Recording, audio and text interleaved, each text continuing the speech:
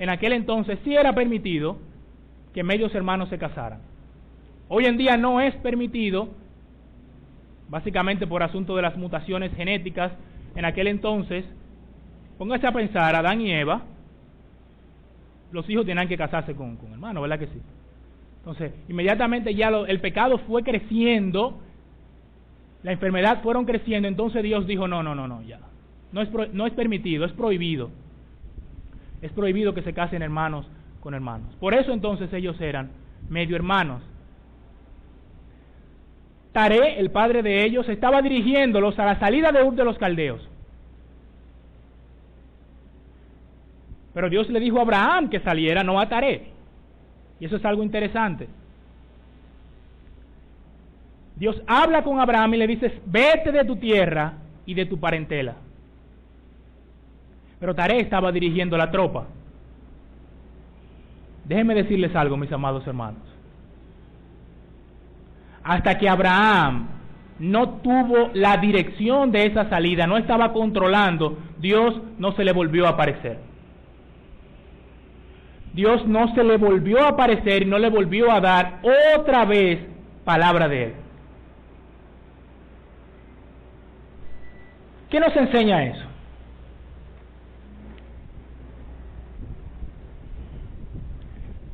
Miren este versículo con relación a lo que hablábamos de la mujer. Muy interesante. Proverbios, el capítulo 12, versículo 4. La mujer virtuosa es corona de su marido, mas la mala como carcoma en sus huesos. Yo quise traérselo en la versión en lenguaje actual también. La buena esposa llena de orgullo a su esposo, la mala esposa le arruina la vida. Hay un relato interesante también, muy interesante. ¿Usted recuerda al rey Salomón? Antes de Salomón sentarse en su trono, él estaba parado y entró Betsabé, su mamá, a decirle algo con relación a un hermano de Salomón, otro hijo de Betsabé. ¿Y qué pasó?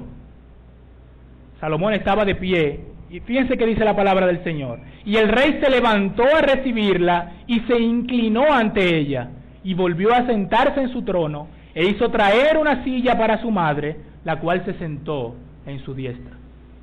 Salomón el rey reverenció a su madre. Y eso a propósito del mes de mayo, ¿verdad que sí? Sara y Rahab aparecen en el relato de Hebreos, y Sara es lo que vamos a empezar a ver hoy. Rahab también está en esta lista. De hecho, en Proverbios, la sabiduría se presenta como una mujer. ¿Usted se ha dado cuenta cuando usted lee Proverbios? Invítala a entrar, dice, a la sabiduría. La iglesia en el Nuevo Testamento, ¿cómo se representa? Como una mujer. El espíritu y la novia dicen que, ven, Señor Jesús. Las mujeres nunca fueron relegadas en la vida social y religiosa de Israel y en el Nuevo Testamento. Nunca. Las mujeres nunca fueron como un ser social aislado. Siempre tuvieron un papel importante. El cristianismo, nacido en un mundo donde se cruzan las culturas romanas y hebrea, levantó la consideración a la mujer a un nivel nunca antes visto, como les había comentado. Y aquí nos muestra el pasaje donde Jesús dice que tenía mujeres dentro de sus discípulos. ¿Ustedes saben a quién fue la primera persona que Cristo revela su identidad? ¿A quién fue? A la mujer samaritana. Le dijo a la mujer dijo, sé que ha de venir el Mesías, llamado el Cristo. Cuando Él venga nos declarará todas las cosas. Jesús le dice, yo soy el que habla contigo. Por la fe también, y es lo que hemos empezado a ver, la misma Sara.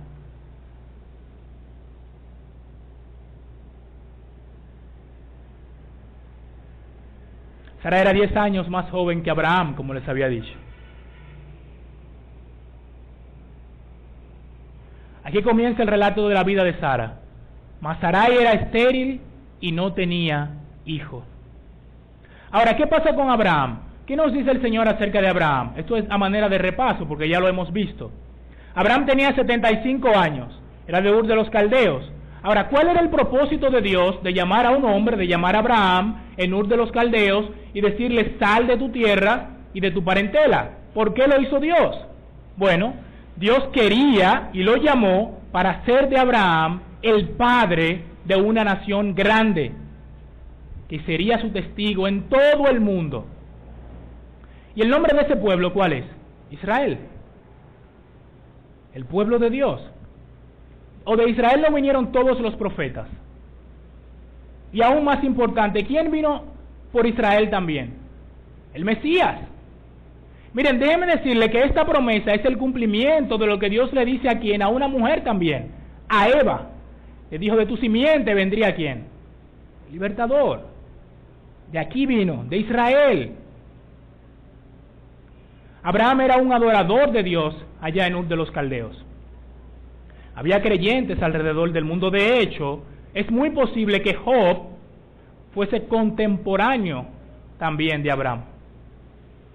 Es muy posible. Habiendo de ser Abraham una nación grande y fuerte, habiendo de ser benditas en él todas las naciones de la tierra. Le voy a dar un pequeño adelanto de lo que veremos esta noche. Habiendo de ser benditas en él todas las naciones de la tierra. ¿Cómo se iba a bendecir todas las naciones de la tierra con Abraham? Con la simiente, ¿verdad que sí? A través de Cristo. ¿Cuál es el tema de Hebreos el capítulo 11?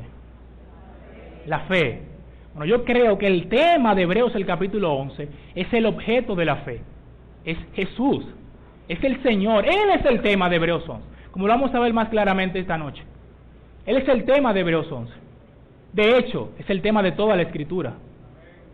Desde Eva, desde allá, desde el Génesis 1, hasta Apocalipsis al final, allá, el amén de Apocalipsis, el tema es Cristo.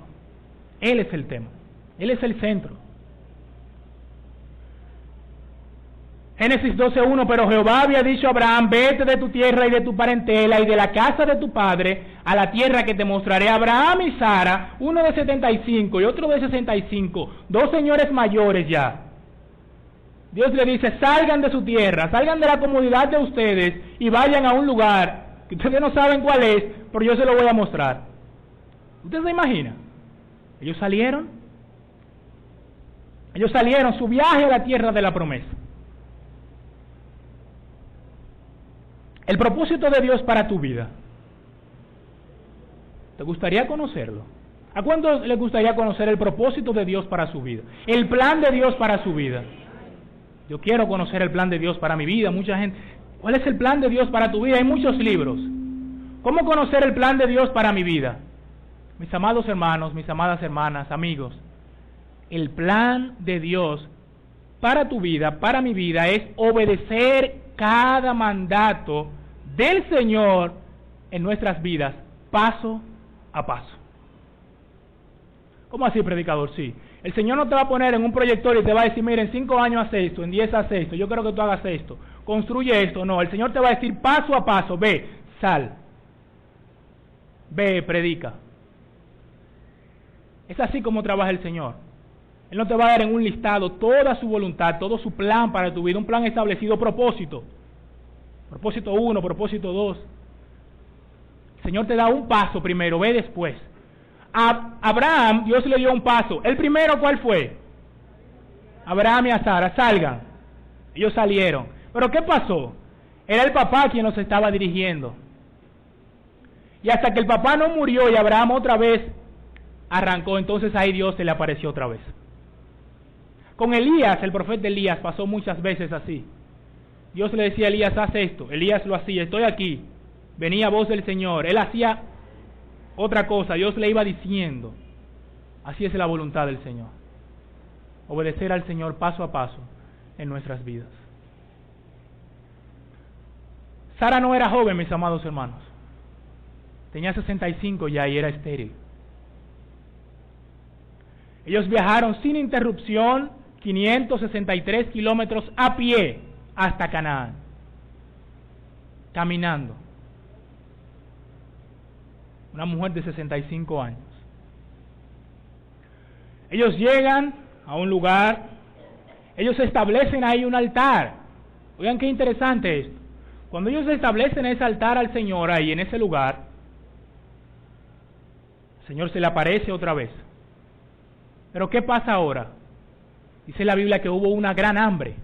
Génesis 12:10. Hubo entonces hambre en la tierra y descendió Abraham a Egipto para morar allá, porque era grande el hambre en la tierra. Sara andaba con Abraham, ¿verdad que sí? Hubo hambre. ¿Y qué ellos hicieron? Descendieron a Egipto. Y nosotros sabemos que Egipto representa ¿qué? El mundo, ¿verdad que sí? El mundo. Ellos fueron a Egipto y recordamos nosotros lo que pasó en Egipto, luego de haber estudiado el caso de Abraham. ¿Qué pasó en Egipto? Bueno, miren, Sara era una mujer muy hermosa. Muy, muy hermosa. De hecho, hay una tradición musulmana que dice que Sara se parecía a Eva. Y eso es muy importante porque los musulmanes dicen que Dios le dio a Eva una tercera parte de la belleza del mundo y la otra la repartió entre las demás mujeres. O sea que Sara, pero no hay que embellecer a Sara con una tradición musulmana. Una mujer de 65 años, que Abraham tenga a él que decirle, mira Sara, tú eres muy hermosa, cuando esta gente te vea, me van a matar a mí para quedarse contigo. Así que oye lo que nosotros vamos a hacer. Vamos a decir que tú y yo somos hermanos. Ellos eran hermanos. Ellos eran hermanos. Pero estuvo bien eso. Eso no estuvo bien. Y vamos a ver más adelante por qué. Entonces, ellos hacen eso. Van donde Faraón.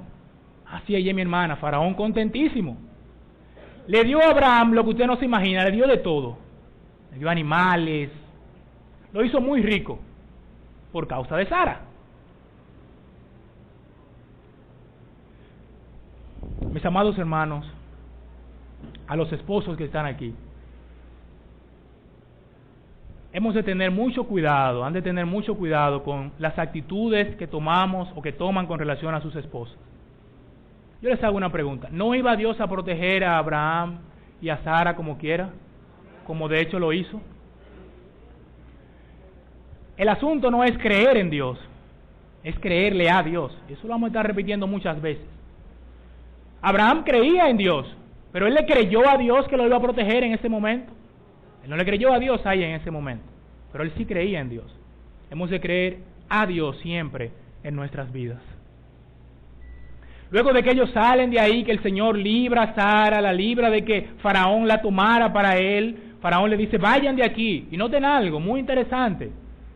¿Cómo le dijo Dios a Abraham y a Sara? Váyanse de su tierra y de su parentela. Ahora Faraón le dijo lo mismo, váyanse de aquí.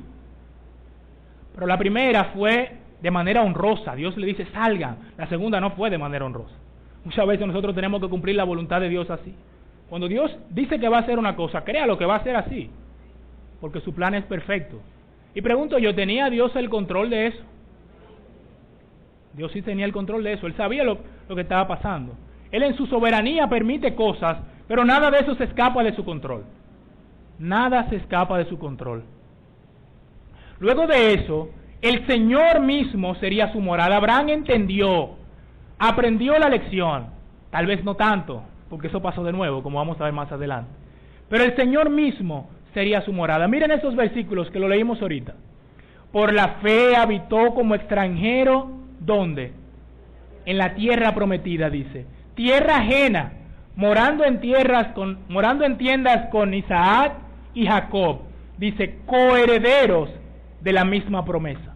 Porque esperaba la ciudad que tiene ¿qué?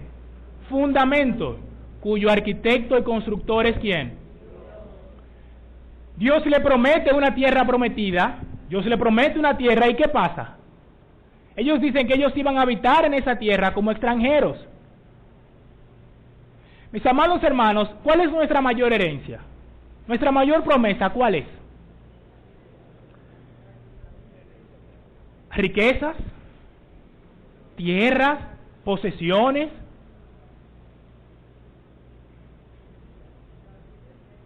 ¿Es el cielo nuestra mayor promesa?